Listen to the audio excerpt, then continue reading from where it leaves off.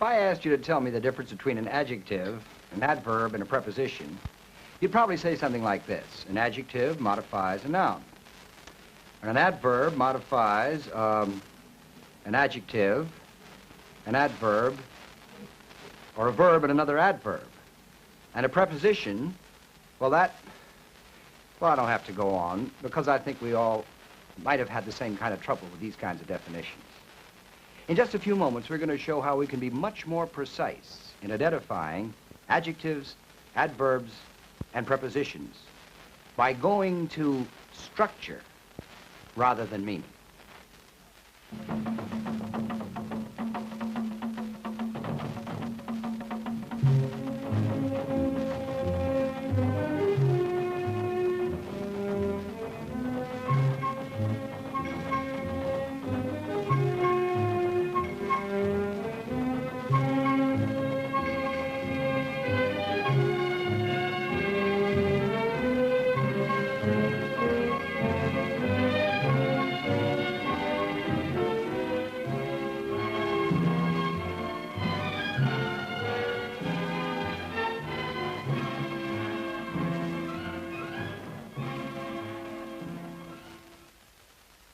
In our last program, we were talking about the structure of words, how words were formed by morphemes, that these morphemes were divided between bases and affixes, and that to have a word, what we had to have was not only a single base and only one base, but that we had to have a word superfix or a stress pattern. That if we could have a base and a word superfix or stress pattern, that by definition gave us a word. And by the same token, if we had more than one base, we had by definition more than one word. Now also in our last program, we showed that we could identify nouns and verbs and pronouns by the inflectional suffixes or inflectional morphemes they took, the endings, if you will. We found that nouns could be defined or identified immediately as words that could be inflected for the plural, words that could take the Z1 morpheme. That verbs were verbs when they could be inflected for the past tense, or the D1 morpheme. And that pronouns were words that had a very complicated inflectional or suffix inflectional pattern. And they were the ones that had inflection both for subject and object case and for two possessives. Now today we're going to do two things. We're going to move on in our consideration of grammar. In other words, the study of the word is the first level of the study of grammar. And now we're going to see how we can get past the study of the single word into combinations of words. We're going to see how we can put words together and see how combinations or compositions of words together can be added to other words until we get out to our sentence. And at the same time, we're also going to see how we can identify words within these particular combinations. Now, we've already found out on our program here that the word white and the word house can go together. We've used this particular example of white and house in several of our programs. For instance, we found that when the word white and the word house was put together as white house, that this meant a house that was colored white. When we had the word white put together with the word house so it sounded like White House, that this was something quite different. This referred to 1600 Pennsylvania Avenue. And when we put white and house together in such a composition as White House, that meant the house owned by the White family, in contrast, say, to the house owned by the Smith family. Listen, it was the White House, not the Smith house he went to. Now, actually, the thing that was operating here was first a combination of more than one word. We're putting two words together, two bases in each of these items, and they were done in terms of the stresses. In other words, it was listening to these stress differences that enabled us to tell which word went with which in what way. In other words, when a secondary stress goes on the word white here and primary on house, that's the thing that gives us the adjective noun kind of business, white house. When we had, however, a primary on the word white and a tertiary on house, this gave us the thing, that particular composition that referred to 1600 Pennsylvania Avenue, where the president lives, White House. Please notice, however, that in terms of what we have already covered on this program, White House is not one word. It is two words That is, it is a phrase because it is composed of items that have more than one base. So White House is a phrase. Now over here, White House, said this way with secondary stress, gives us signals another relationship between the word white and the word house, gives us another phrase, something that refers to another thing, in contradistinction to all these other words here. Now, the secret of this whole business, the secret of syntax, that's the technical name for putting words, more than one word, together. The secret of syntax is that it is always a combination of binary elements, that is 2 by 2. And also that the particular arrangement or composition of these things 2 by 2 is signaled by stress. Now, we may remember again that every word to begin with had a single primary stress, the primary stress of the word superfix. Now here are our two words again. Here is the word white by itself, the word house by itself, with the primary stress of the word superfix on it. Each word has to have its primary stress of the word superfix. Now, when we combine them, as we've seen, with white and house together, notice what's happened. The primary stress of the word superfix on white has had to yield to a degree of stress, a stress 1 degree lower. House has remained with its primary stress as it was when it was a word. This new combination now, again, is what we call a phrase, and the word superfix of one of the words has had to yield to a stress 1 degree lower. Now, in the case of putting white and house together in this particular combination, where white keeps its primary stress, but house goes down to tertiary, we get, again, this other combination, white house. And in the third one, the primary stress on the word superfix of house has had to yield a secondary stress to give us this business of White House. Of White House. The house owned by the White family. White House. All right, now, this whole business then is first given to us in terms of our ear by the stresses. But that is not the whole story. There is something more that also is present in a pattern to tell us how words go together in phrases. And this is what we call the transition or juncture, how words get joined. Now notice, here is the word nitrate. It is one word, only one base, and has a word superfix of primary stress and tertiary stress. Now please notice how the T and the R go together here. The T and the R follow each other in exactly the same way as the T and the R follow each other in the word tree or the word try. The R has that friction noise on it, that voicelessness. And this is the way T and R normally go together. Tree, try, nitrate. This kind of transition, or going from T to R, we call normal transition.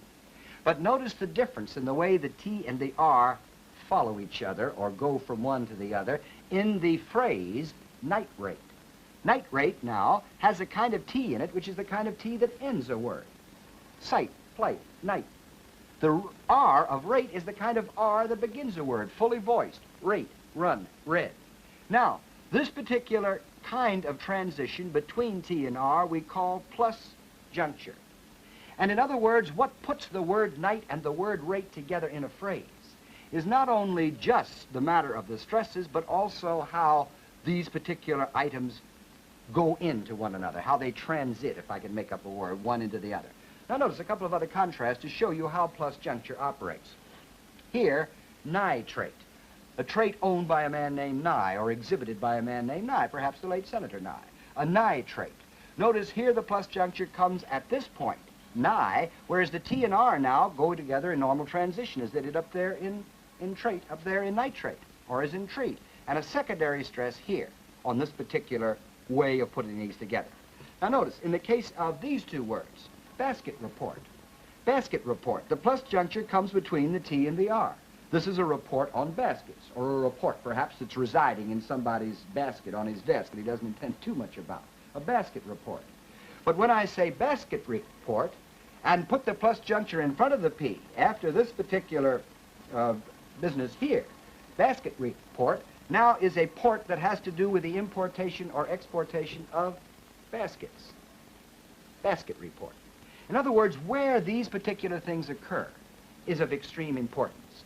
And the combination of these stresses and the kind of juncture is what we call the phrase superfix. And the phrase superfix is the key to how words get put together. Now, for instance, here are our same words again with the pictures over here of the superfixes that are combined with them. Here is the word nitrate with its word superfix. It is obviously a word because it has only one base, and that little W in the root sign here tells us we're dealing with a piece of grammatical structure. That little W in there tells us that's a word superfix. When I leave out the W, I am immediately saying phrase superfix.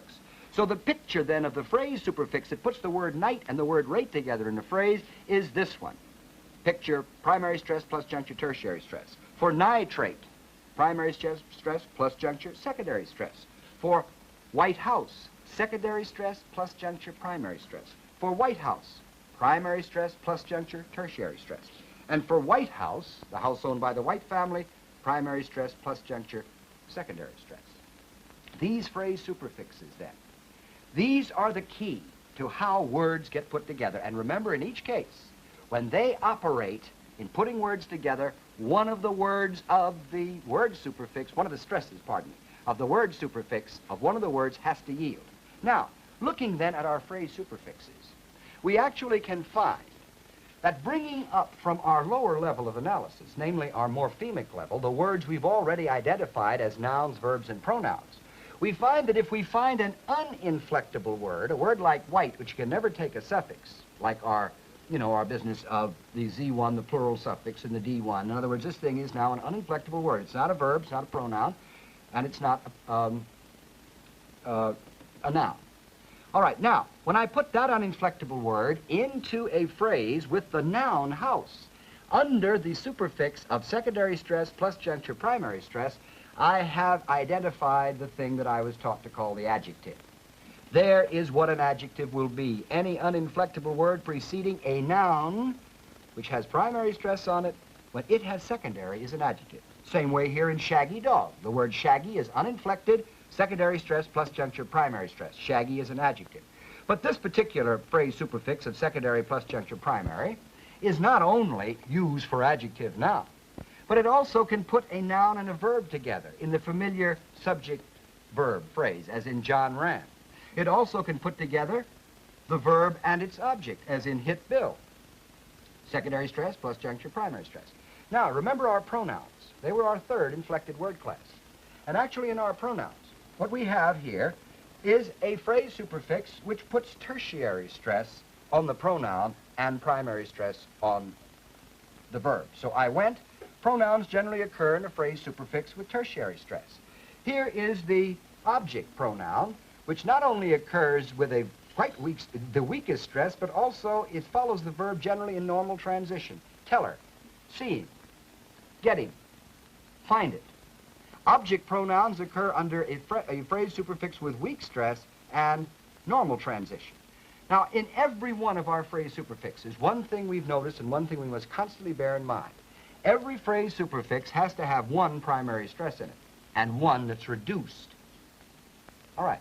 Now, let's see what we can do with our business of the prepositions. We said the prepositions and the adverbs could also be immediately identified if we went to structure. Okay?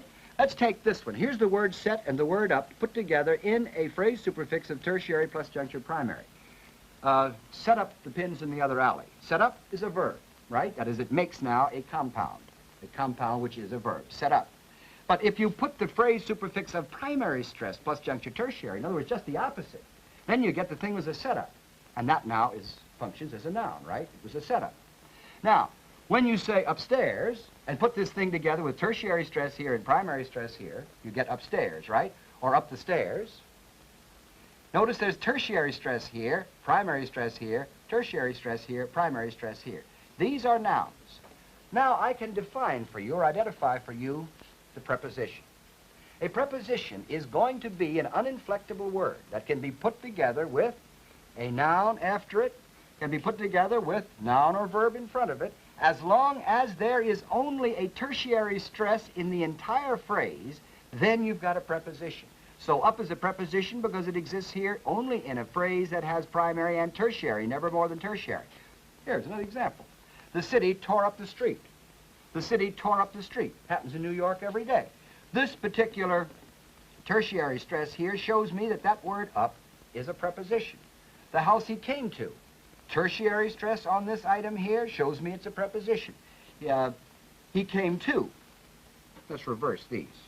He came to. Now notice, I've got primary stress on to and tertiary stress on came. The to is still a preposition because there's only a tertiary stress in the phrase. Now notice, the sports car tore up the street. Secondary stress now on tore. When there's secondary stress, any item that follows is by definition an adverb. Hear it again. The sports car tore up the street. Quite different from the city tore up the street. He tore it up. Primary stress out here, secondary on that verb, that's an adverb. He came down. Secondary stress here, which again tells me that this particular item is an adverb. So I can, without any problem, distinguish even the same word, if you will, the up, in terms of its function syntactically as a preposition and its function syntactically as an adverb in terms of the phrase superfixes that it is found with. In other words, what we have said so far lets us realize this, that we have an ability now to put words together, and seeing how words get put together in terms of these phrase superfixes. This allows us to then identify the function of each of the uninflected words, now based on how they go with other words. Once we have already identified the words, we can identify on the lower level through how they are inflected. Now, it so happens that this business of our phrase superfix doesn't just take care of these items we've been talking about, but I could go ahead and I could identify, for instance, conjunctions, and I could identify articles, other kinds of uninflected words, depending upon how this business goes in the phrase. But that's not all. In other words, the phrase is, of course, the most important single part. As I move up from single words, the phrase is extremely important. But I can also see that my sentences ultimately are composed of a series of phrases. Again, I use my binary principle. In analyzing, for instance, the phrasal structure of this sentence, the girl caught a taxi, what I do is to enter here at my finite verb and move to the end, and the first phrase I've got that I can take out, composed of two words, is the word a combined with the word taxi under a phrase superfix of weak stress plus juncture primary stress, a taxi. Then caught a taxi, I have the word caught, a new item added to this, which is now a unit. This now counts as one part of a binary composition, caught a taxi. Then this whole business, caught a taxi, counts as one unit, and I move up to this particular part, the girl, and the girl itself is a phrase composed of the word the and the word girl under a phrase superfix of weak stress plus juncture secondary stress. This one has been reduced in this particular sentence from a primary stress. So, now, I can then look at a sentence like this, and I can see its phrasal composition, phrase by phrase by phrase. Phrase by phrase by phrase. Now, sentences, however, are composed, as they are here, by binary phrases. Now, there is another item that we have to notice. That is, if the business of our stresses make a phrase superfix, and we can see how the phrases can be added one to the other, the thing that really tells us about how a sentence operates is the intonation pattern. You remember that we had, in earlier programs, a treatment of intonation. We found that we had 4 pitches in this language, 4 degrees of relative pitch that we kept apart. And we numbered them 1, 2, 3, 4. 1 being the lowest, 2 being the next highest, 3 being higher than that, and the highest one of all 4. In other words, from 1 to 4. Now notice, in this particular sentence here, are you reading Macaulay? Notice, please, that I say all of this on pitch 2 until I get to that primary stress where I go to 3 and I remain on 3, and then I go up at the end, and that was what that little double bar meant. That showed how I ended this particular intonation pattern. Now, an intonation pattern always includes a stretch that can have only one primary stress in it. So when I say, are you reading Macaulay? What I've said is, are you reading a book by an author, the author named Macaulay? But when I say, are you reading Macaulay? And I put a single bar juncture in there, and put a primary stress here and put the 3 there, I have now 2 intonation patterns. The word Macaulay now forms an intonation pattern all by itself. stays on 3, goes up to double bar, and now, because of what I've done with the intonation, I now know that I'm asking a person named Macaulay whether he's reading. Quite a different meaning than in this sentence up here. Now, here's an example of pitch 1, very rapidly. Are you reading, Macaulay? Here again, 2 intonation patterns. I'm still talking to a man named Macaulay. I have a single bar there, and I've come down to pitch 1 at this point. And over here, I've gone off into my double cross juncture, a fading off, gradual fading off into silence, and a gradual diminution of intensity. Now, here is an example of pitch 4. Why are you reading, Macaulay?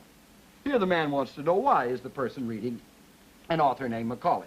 And here is pitch 4 with the primary stress. Again, only one intonation pattern, goes down to 1 very rapidly after this, and then ends up in our double cross. In other words, this particular kind of way of breaking sentences up into intonation patterns immediately tells us, in looking at these examples, whether we're talking about an author named Macaulay or whether we're talking to a man named Macaulay. But that's not all. Actually, the intonation patterns tell us a tremendous amount about everything that goes on in every kind of sentence. Let's take a sentence now, a simple subject and predicate sentence, like they decorated the girl with the flowers. Now notice, they decorated the girl with the flowers. I have put a single bar juncture here. Here is my primary stress and my pitch 2, 2 intonation patterns. What I've said here is this.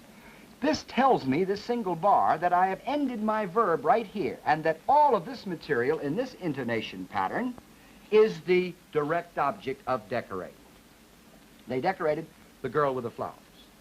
All right, now, when I say, in contrast to this, they decorated the girl with the flowers, what have I said? I've said something quite different. I have said that at this point, I have ended the actual direct object, and that this particular item now, with the flowers, is in quite a different relationship than before. What did it mean up here? It simply identified the girl, if you will, as the one who already was equipped with flowers. They decorated the girl with the flowers, not the girl with the hat. But down here now, they decorated the girl with the flowers. I have obviously said that the decoration of this girl goes on in terms of the flowers. And again, it is this particular intonation pattern, stopping here with double bar, going to 3 and 2, that tells me how these particular constituents of this sentence are set together.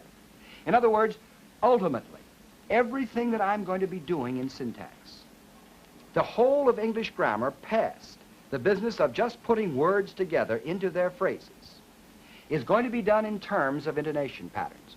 So that if we have phrase superfixes that are composed of stresses and internal junctures, perhaps we could call and should call the intonation patterns and how they work sentence superfixes. And if I only listen to the phonological signals, that is, to the actual pitches and stresses and junctures that go on, I have the basis for a completely formal, structural grammar. In other words, I don't have to resort to meaning. I can get at meaning ultimately through structure, but I can never get at structure through meaning. Just as I have seen that I can actually define or identify my parts of speech, my word classes, through linguistic structure, and then go on to meaning. In other words, I define my noun first, and then I can say a noun is the name of the person, place, or thing, after I've found out what a noun is in contradistinction from a verb in terms of structure. By the same token, then, here, what I can do is to actually see how my sentence works. No longer would I have to puzzle my head as to what went with what. If I just listen, I have the answer. In other words, syntax, then, in the whole of grammar, is based ultimately on phonology. It is based on this whole matter of what noises I hear. To summarize, then, our very rapid survey of grammar, what we have to realize is that on our last 2 programs, we have gone very, very rapidly over a very, very complicated field. We've only been able to touch the high spots. But I think that if we remember the points that we've made, that we actually can see the basis, again, upon which grammar can and must be based. And that is, ultimately, we have got to realize that it is the sounds of the language that are prior to everything else. We've got to be able to listen to our sounds, to our phonemes. That these particular sounds are going to give us, ultimately, all of our basic ideas of how things go with other things. At the same time, we've got to keep the idea of levels apart. That is, when we are talking about words, we can only be talking about words. And we have to understand that the composition of the word is essential to understand first and to get out of the way before we can see how more than one word can be put together. And you may remember again that that word had to have one suffix in it, one stress pattern, and one base. And that if I got two bases together, by definition, I had a phrase. And how those particular things were put together to make the phrase was told me again by the phrase superfix, the arrangement of stresses, ultimately. Because one of those primary stresses on the word level had to be reduced when it entered into a phrase to some stress lower than the primary. Now, we also found that when we were looking at words, we could classify and identify our words in terms of whether or not they could take inflectional suffixes. And once we had the nouns and the verbs and the prepositions out of the way, then we could go on to our phrases. And the last thing that we must remember in this whole business is that even though we may think that a composition ought to be a word because it refers to only one thing, like White House, if it's got two bases in it, if it's composed of two words, it's by definition a phrase. In other words, in this way, we can get, again, at meaning through structure. Meaning through structure, by listening to the phonology. Ultimately, then, the whole sentence unfolds itself in terms of the intonation pattern, and again, those pitches and terminal junctures must be listened to. Now, for our program next week, we're going to be talking about historical linguistics. Historical linguistics and something about the history of this whole field. Actually, it is from that part of linguistics that we call historical or comparative linguistics that the entire field as we know it today developed. And in our program next week, we are going to be talking particularly about how languages are related. This was a thing that concerned people in the early days of linguistics. They found out that there were vocabulary items that seemed to be quite similar and mean quite similar things. And they got the idea that the languages were related. And they found out systematically how they could prove that languages were related. And this whole business leads us to a consideration of what we call language families. And we're going to be looking at how we can set up different kinds of language families. And we're going to see something about our own language family, which is called the Indo-Hittite, or the Indo-European language family. We're going to see how we actually can reconstruct the forms, many of them, of the parent language, from which all of the related languages of our particular language family came. In other words, we're going to be able to push ourselves back in time to about 3500 BC and see what our family looked like and how ultimately English developed from it. Be with us then, won't you?